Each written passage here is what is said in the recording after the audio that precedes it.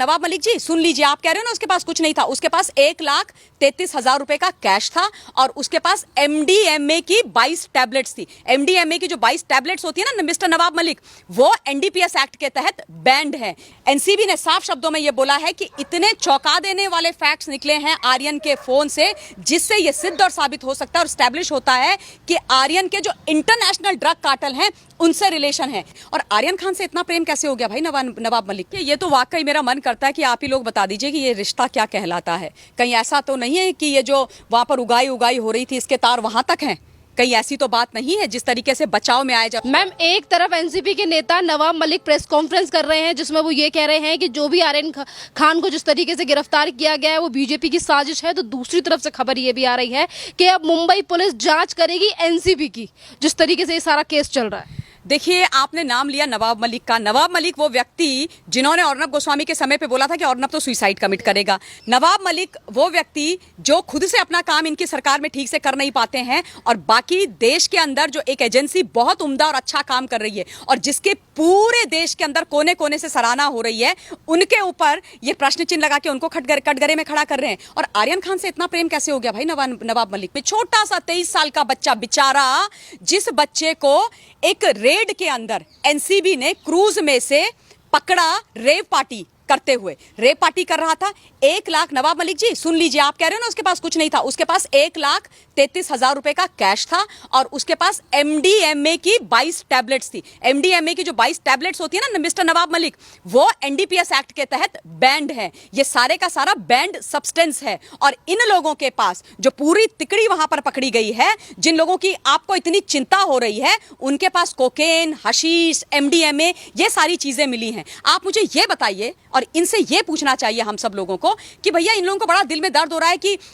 इस पॉलिटिसाइज किया जा रहा है, इसका विच हंट किया जा रहा है, विक्टिम बना के कर दिया गया है। क्या किसी ने उनके घर के अंदर जाकर के छापा मारा? क्या आर्यन खान अपने घर के अंदर सो रहा था, वहां से एनसीबी पकड़ के लेके आई? नहीं ना। या आर्यन खान 23 महीने का बच्चा है, 23 महीने का छोटा सा बच्चा जिसको गोल्ड में उठा के लेकर के गए, दूध की बोतल मुंह में लगा के और उस क्रूज के अंदर बिठा दिया, प्लांट कर दिया, उसके 1,33,000 एक जेब में रख दिए, दूसरी जेब में 22 एमडीएमए की गोलियां रख दी। ऐसा था क्या? ऐसा तो नहीं है ना। अपने आप चल करके गया। और बाय द वे ये भी बता दें कि जब उसकी फ्रिस्किंग हो रही थी तो अरबाज ने वहां पर बोला पोर्ट की अथॉरिटी को कि जानते नहीं हो शाहरुख खान का बेटा है, जब उसका फिजिकल चेक हो रहा था।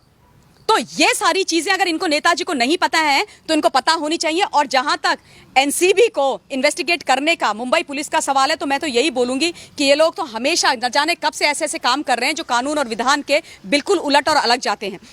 पर मैं अब यहाँ पर एक जरूरी बात बोलना चाहती हूँ। सबसे पहले मैं मिस्टर समीर वानखेड़े और उनकी टीम को बहुत बहुत बधाई देना चाहती हूँ। ये दीमक है इस समाज के अंदर जो लगा हुआ है श्रेयन, जिस प्रकार से पूरे नारकोटिक्स के माध्यम से इस देश की युवा पीढ़ी को, यानी कि हमारी रीढ़ की हड्डी को तोड़ने की साजिश की जा रही है ना, उसमें ऐसे लोगों का और ऐसे नेताओं का बहुत बड़ा हाथ है। ये लोग चाहते हैं कि हमारी युवा पीढ़ी बर्बाद हो जाए, ये लोग चाहते हैं कि हमारी युवा पीढ़ी नशे में धुत पड़ी रहे और उसके बाद ये देश खत्म हो जाए।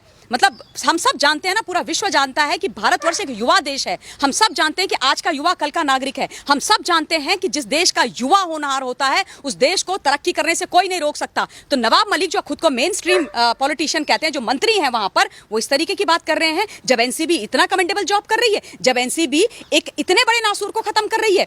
आर्यन खान के साथ क्या क्या पॉलिटिकल वेंडेटा, क्या विच हंट, किस बात का विच हंट है भैया? किसने उसको बोला था कि तुम जाकर के ये सारे ड्रग्स वगैरह लो? और बाय द वे जिस प्रकार की व्हाट्सएप चैट्स और जिस प्रकार की फोटोग्राफ्स निकली हैं उसके फोन से, कान से धुएं निकल गए इन्वेस्टिगेटिव एजेंसीज के। आप पढ़िए, आप तो गुजरात भेज दिया फॉरेंसिक जांच के लिए, गुजरात में गांधीनगर में उनके फोन को भेज दिया है। और जब उनकी कस्टडी को बढ़ाने के लिए, एनसीबी में कस्टडी बढ़ाने के लिए जिरह चल रही थी कोर्ट के अंदर, श्रेयन, एनसीबी ने साफ शब्दों में यह बोला है कि इतने चौंका देने वाले फैक्ट्स निकले हैं आर्यन के फोन से, जिससे यह सिद्ध और साबित हो सकता है और स्टैब्लिश होता है कि आर्यन के जो इंटरनेशनल ड्रग कार्टेल हैं उनसे रिलेशन है। ये जो पूरी की पूरी रेव पार्टी पर छापा पड़ा है ना, ये सिर्फ कुछ युवाओं को पकड़ना और रेव पार्टी होना या ड्रग्स कंज्यूम करने तक का मामला नहीं है।